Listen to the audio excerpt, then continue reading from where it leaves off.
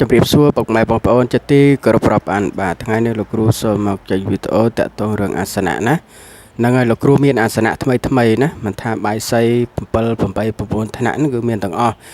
អាសនៈក៏អញ្ចឹងដែរមានអាសនៈ5ថ្នាក់7ថ្នាក់9ថ្នាក់ហើយចិត្តដល់ចូលឆ្នាំហើយពុកម៉ែបងប្អូនអាចយកនៅអាសនៈក្តីឬក៏បាយសីក្តីយកទៅរៀបចំណាចិត្តដល់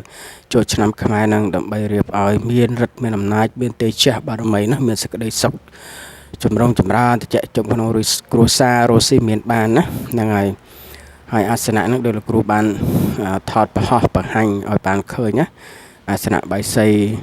ស្អាតណាស្អាតមានគ្រប់ណាមានគ្រប់ឋានៈទាំងអស់ហ្នឹងហើយសធរដូនគ្រូបាត់ជាយគ្រូសនំសង្វាយមានទាំងអស់បងប្អូនត្រូវការអាចតាក់ទង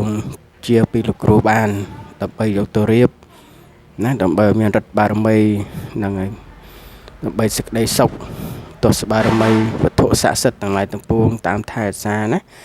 រស់ស៊ីមានបានចេះតែមានចេះតែបានហេងនៅក្នុងសង្គមគ្រួសាររបស់ផងយើងនឹងឯងអញ្ចឹងតែបើមានចម្ងល់ឆ្ងល់យ៉ាងណានោះទៀតនោះ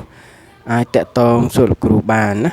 អំពីបាយសីក្តីអាសនៈក្តីដើម្បីយកទៅរៀបថ្វាយគ្រូថ្វាយបារមីណា